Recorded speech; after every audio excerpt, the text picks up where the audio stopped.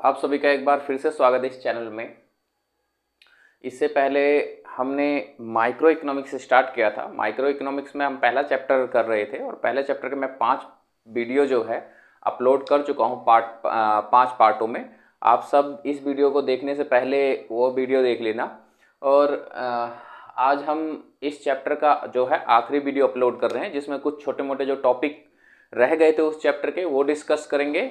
इससे पहले जितनी वीडियो मैंने बनाई है 5 के 5 बहुत ज़्यादा इंपॉर्टेंट है, तो बच्चों से बहुत अनुरोध है कि वो पहले उन 5 वीडियो को ज़रूर देख लें, क्योंकि उसमें पीपीसी एक बहुत बड़ा टॉपिक है। पीपीसी हिंदी में कहते हैं उत्पादन संभावना वक्र। उसको मैंने 3-4 पार्टों में जो है समझा रखा है पूरा विस्तार पूर्वक। और जो पहला पार्ट है उसमें हमने ये देख रखा है कि भाई आर्थिक क्रिया क्या होती है, या किसी अर्थव्यवस्था की समस्या क्या होती है, केंद्रीय समस्याएं क्या हैं। तो ये सारे टॉपिक जो हैं पहले डिस्कस किए जा चुके हैं। आज के टॉपिक में तो ये छोटे मोटे टॉपिक जो बच गए हैं उस चैप्टर के, सिर्फ वो डिस्कस करेंगे। तो देखिए, सबसे पहले आज हम टॉपिक ले रहे हैं व्यष्टि अर्थशास्त्र और समष्टि अर्थशास्त्र में अंतर क्या है। मैं पहले ही वीडियो में ये बता चुका हूँ कि व्यष्टि अर्थशास्त्र और समष्टि अर्थशास्त्र में अंतर क्या है। एक लाइन में आप सबको बताया था। आप डिस्कस कर रहे हैं हम 3-4 पॉइंट में कि अगर एग्जाम में आप सबके सामने आ जाए तो आपको इस बेसिस पे इस तरह से इसको लिखना है। 3-4 पॉइंट आप लिख देंगे तो वैसे भी अगर एग्जाम में आएगा भी तो या 3 मार्क्स में आएगा, 4 मार्क्स में आएगा और 1 मार्क्स में भी आ जाता है। तो 1 मार्क्स में आएगा तो एक ही पॉइंट आप लिख सकते हैं, सिर्फ इसका अर्थ लिख सकते हैं। अगर 3-4 मार्क्स में आ जाता है तो आप इतना लिख देंगे तो आपको पूरे के पूरे नंबर मिल जाएंगे। अच्छा, ये भी देखिए कि मैंने किस हिसाब से इसको डिवाइड कर रखा है। आधार कर रखा है, आधार के बेसिस पे चल रहे हैं कि किस आधार पर हम अंतर कर रहे हैं, जिससे लर्न करने में आसानी होती है। तो चलिए स्टार्ट करते हैं। देखिए, सबसे पहले अर्थ क्या है कि भाई आर्थिक सिद्धांत का वह हिस्सा है जो अर्थव्यवस्था की व्यक्तिगत इकाइयों का अध्ययन करता है। तो इससे पहले भी मैंने डिस्कस किया था कि भाई व्यष्टि अर्थशास्त्र क्या है, कि जिसमें हम व्यक्तिगत इकाइयों का अध्ययन करते हैं। मतलब कि एक व्यक्ति के आय की बात करते हैं, एक व्यक्ति के खर्चे की बात करते हैं। ठीक है, तो हम यहाँ व्यक्तिगत इकाइयों का अध्ययन करते हैं। जैसे एक फर्म हो गया तो एक फर्म के उत्पादन की बात की जाती है कि एक फर्म ने कितना प्रोडक्शन किया। ठीक है, अच्छा, उसका देखिए क्या है, आर्थिक सिद्धांत का वह हिस्सा है जो संपूर्ण अर्थव्यवस्था का अध्ययन करता है। तो यह आर्थिक सिद्धांत का वह हिस्सा है जिसमें हम संपूर्ण अर्थव्यवस्था के बारे में जानते हैं।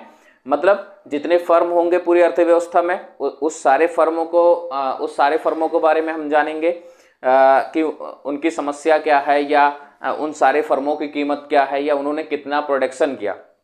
अगर किसी अर्थव्यवस्था में जितने भी परिवार होंगे तो उन सारे परिवारों के खर्चे के बारे में जानेंगे। तो मतलब एक तरह से संपूर्ण अर्थव्यवस्था की बात की जाती है। यहाँ पर संपूर्ण अर्थव्यवस्था में जितने भी आय, उत्पादन या बचत हो रही है उन सब का अध्ययन इसके अंदर किया जाता है। और यहाँ किसका किया जाता है? व्यक्तिगत। एक व्यक्तिगत मतलब एक व्यक्ति जो है वो कितनी बचत कर रहा है, या कितनी आय कर रहा है, कितना उपभोग कर रहा है। तो ये दोनों में पहला अर्थ के बेसिस पे हमने डिफरेंस किया है। उसका देखिए उपकरण क्या है, मांग और पूर्ति। इसमें मांग और पूर्ति के बारे में ज्यादातर पढ़ा जाता है, और यहाँ पर कुल मांग और कुल पूर्ति, यही फर्क है कि भाई जो मांग और पूर्ति है वो एक व्यक्ति का होता है, एक व्यक्ति की मांग कितना है, वहीं पे एक फर्म की पूर्ति कितनी है। ठीक है, और यहाँ पर जब देखी जाती है तो कुल मांग मतलब संपूर्ण अर्थव्यवस्था में जितने भी उपभोक्ता हैं उन सबकी कुल मांग जो है कितनी होगी।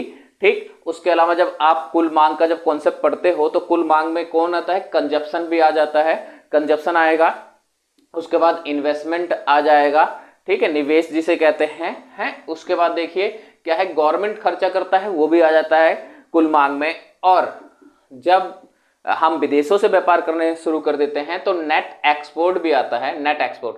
तो ये कुल मांग का सिद्धांत हो गया। इतनी सारी चीजें, एक अर्थव्यवस्था में इतनी ही मांग होती है। ठीक है, कि भाई कंजप्शन करेंगे, एक परिवार कंजप्शन करता है, एक बिजनेसमैन जो है वो इन्वेस्टमेंट करता है, निवेश करता है। ठीक है, गवर्नमेंट जो है डेवलपमेंट वगैरह के लिए खर्चा करती है, और विदेशों से भी हम डिमांड करते हैं।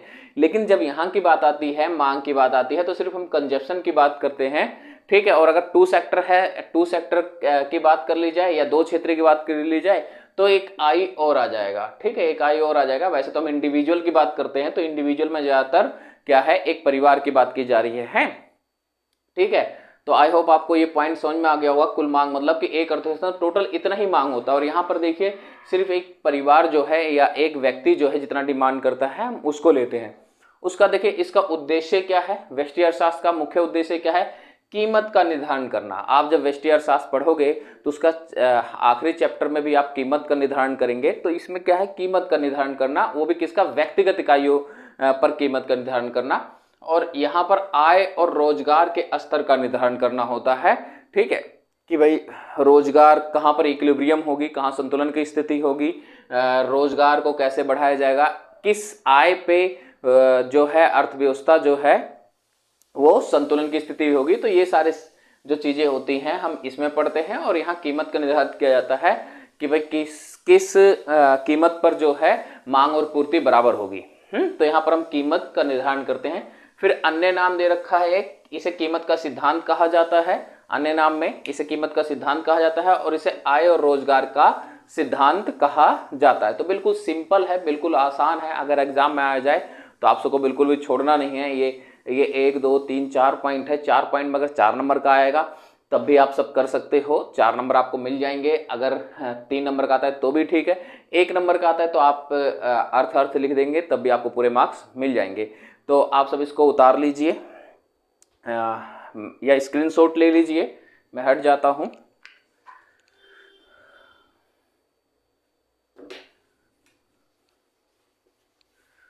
अब अगला टॉपिक हम एक छोटा सा टॉपिक और है, दुर्लभता, जो हमने पहले डिस्कस नहीं किया है, हम उसको भी डिस्कस कर लेंगे। ठीक है, दुर्लभता क्या होती है, बिल्कुल साधारण, बिल्कुल सिंपल सा टॉपिक है। इसके बाद एक टॉपिक और रह गया है, अवसर लागत। इसके बाद ये चैप्टर जो है खत्म हो जाएगा। हाँ, एक टॉपिक और है, सकारात्मक अर्थशास्त्र और आदर्शात्मक अर्थशास्त्र, तो उसको भी हम देख लेंगे एक बार। तो देखिए सबसे पहले हम डिस्कस करते हैं भाई दुर्लभता क्या है, दुर्लभता। ठीक है, सिंपल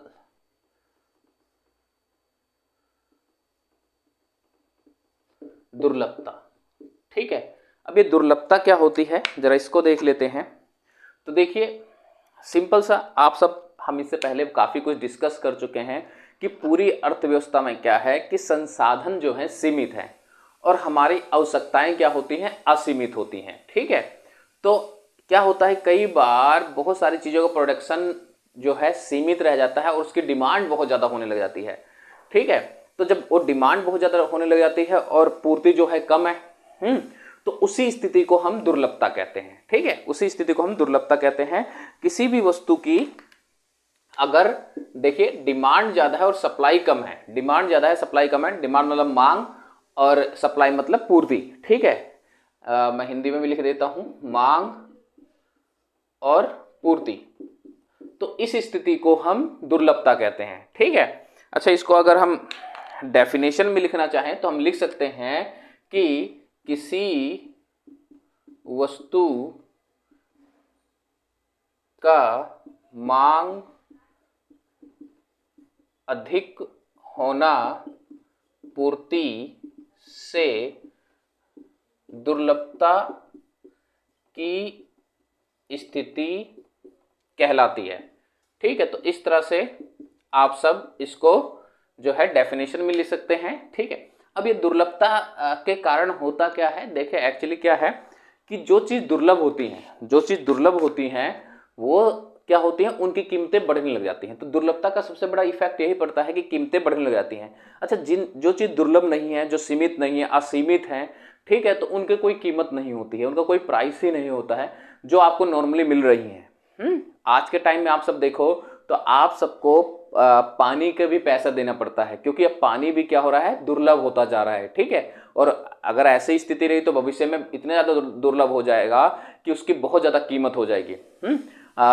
देखो तो आज के टाइम में ऑक्सीजन वगैरह सब चीज़ें कम होती जा रही हैं और भविष्य में अनुमान लगाया जा रहा है कि ऑक्सीजन भी जो है बिकना शुरू हो जाएगा। ठीक है, तो जो चीज़ें दुर्लभ होती हैं उनकी जो है कीमत हो जाती है, और जैसे जैसे दुर्लभ होती जाएंगी उनकी कीमतें बढ़ती जाएंगी, और जो चीज़ें दुर्लभ नहीं हैं उन सब चीज़ों की किसी की भी जो है कीमत नहीं होती है। आसान शब्दों में समझिए कि क्या होता है, जैसे आप सबको सनलाइट मिलता है, सूर्य की किरणें मिलती हैं, तो उसकी तो आप सब कीमत नहीं देती हैं। ठीक है, वो कोई दुर्लभ तो है नहीं। तो इसलिए दुर्लभता क्या है, किसी भी वस्तु की मांग अधिक होना पूर्ति से। ठीक है, तो ये टॉपिक आई होप आप सबको समझ में आ गया होगा। अब नेक्स्ट टॉपिक देख लेते हैं, अवसर लागत। अवसर लागत की अवधारणा, अवसर लागत,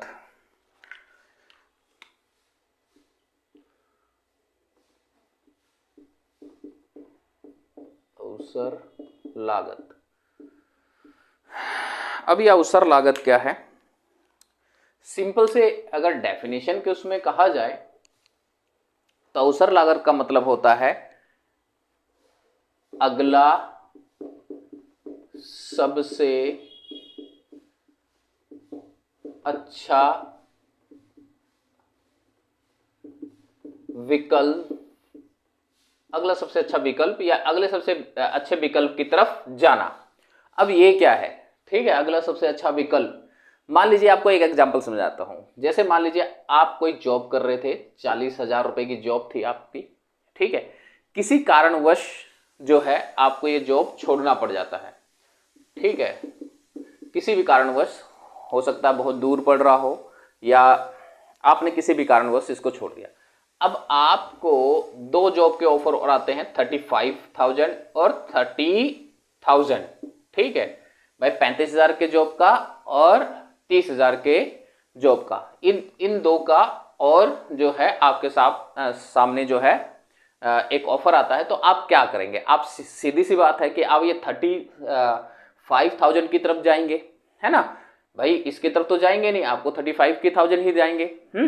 तो ये जो है इस 40,000 का सबसे अच्छा विकल्प यही है, ना कि ये है, क्योंकि इससे अच्छा विकल्प तो आपके पास है ना 35,000 रुपए, ठीक है। तो यही होता है अवसर लागत, के आपने किसको अवसर दिया, उसकी लागत क्या थी। तो इस 40,000 को छोड़ने के बाद आपने अवसर इसको दिया और इसकी लागत जो है ये 40,000 कहलाएगी, ठीक है। तो इसी को कहते हैं हम अवसर लागत, ठीक है। अब एक छोटा सा टॉपिक और रह गया है, सकारात्मक अर्थशास्त्र और आदर्शात्मक अर्थशास्त्र। तो उसको भी देख लेते हैं। बहुत ज़्यादा बड़ी वीडियो नहीं होगी वाली, क्योंकि छोटे छोटे पे टॉपिक जो रह गए थे मैंने बाद में देखा, तो मैंने सोचा इसको डिस्कस कर लूं। तो सकारात्मक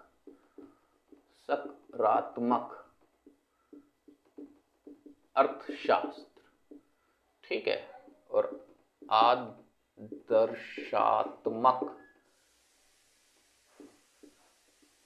अर्थशास्त्र, ठीक है। अब सकारात्मक और आदर्शात्मक अर्थशास्त्र में क्या फर्क है? देखिए, इंग्लिश में इसको पॉजिटिव कहते हैं, इसको नॉर्मेटिव कहते हैं। तो जो पॉजिटिव इकोनॉमिक्स होता है, मतलब सकारात्मक अर्थशास्त्र जो होता है, वो हमें प्रॉब्लम को बताता है। जैसे इसके जो शब्द हैं वो है क्या है, ठीक है, कैसे है, मतलब सॉल्यूशन नहीं देता है, सिर्फ प्रॉब्लम बताता है। और यही आदर्शात्मक अर्थशास्त्र की जब बात की जाती है तो ये हमें बताता है क्या होना चाहिए, क्या होना चाहिए, सिंपल, क्या होना चाहिए, एक सॉल्यूशन दे रहा है।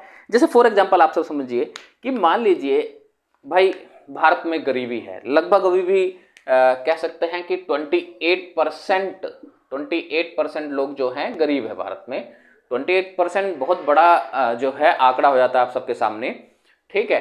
तो 28% गरीब है, ये बताया सकारात्मक अर्थशास्त्र ने भाई क्या है, ठीक है। अच्छा, ये भी बता देगा कैसे गरीबी है या क्यों गरीबी है, क्यों भी लिख देता हूं, ठीक है, ये भी बता देगा,